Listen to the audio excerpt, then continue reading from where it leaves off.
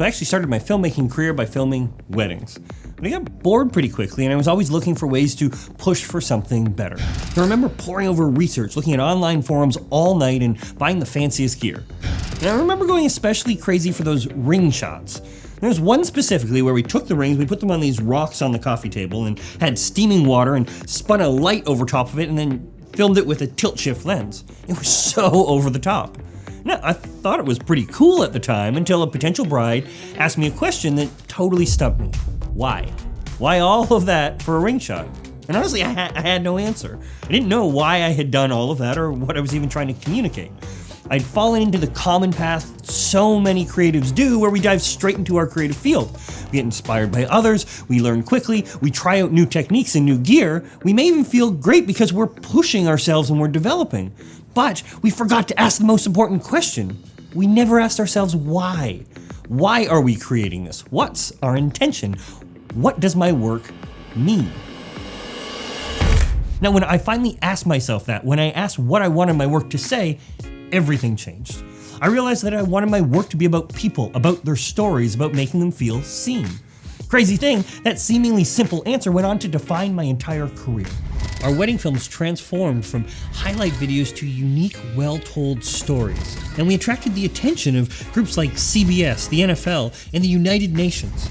And that led to winning several Emmys. And I can't emphasize this enough. None of this would have happened without establishing intention and the why behind our work. It was that perspective that made our work worth watching. Now today, as a company, Muse believes that well-told stories can create positive change in the world. Those are the types of stories that we want to tell. Those are the types of clients we seek. A personal belief statement or manifesto like this aligns your beliefs with your work and gives you a foundation from which you can make decisions. It's your voice, your beliefs, your being brought into that statement. Now it can start like this. I make X for the sake of Y. As an example, I make wedding photos for the sake of seeing the joy in couples. Or I create street photos for the sake of finding creative freedom. When writing down your intention, consider the parts of your life that set your soul on fire. For Minami-san at Fujifilm, he brings the essence of film stocks to digital cameras for the sake of allowing you to capture the feeling of the moment in your photographs. For Minami-san, it's not about what we see, it's about what we feel. And for Josue, he collaborates to make images for the sake of enabling indigenous people to share their own voice. For Josue, it's not about what he sees in his creative partners, it's about what they see in themselves. Both of these men have a purpose and intention behind their work that shapes their perspective and their craft. But these intentions weren't formed overnight.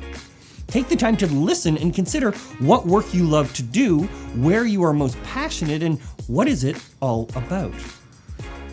Let the story move you before you move the story. Today we're asking you, what is the intention that moves you?